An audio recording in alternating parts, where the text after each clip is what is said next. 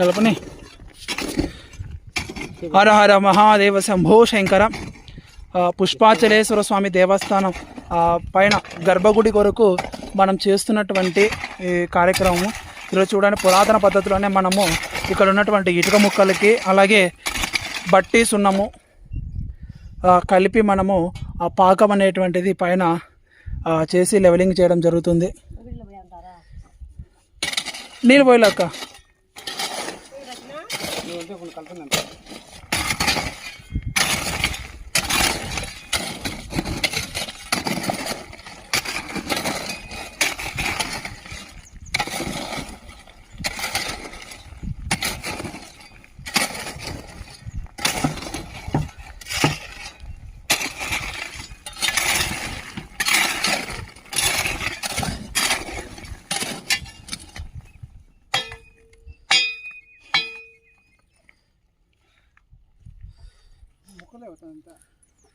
చిన్నగా చిన్నగా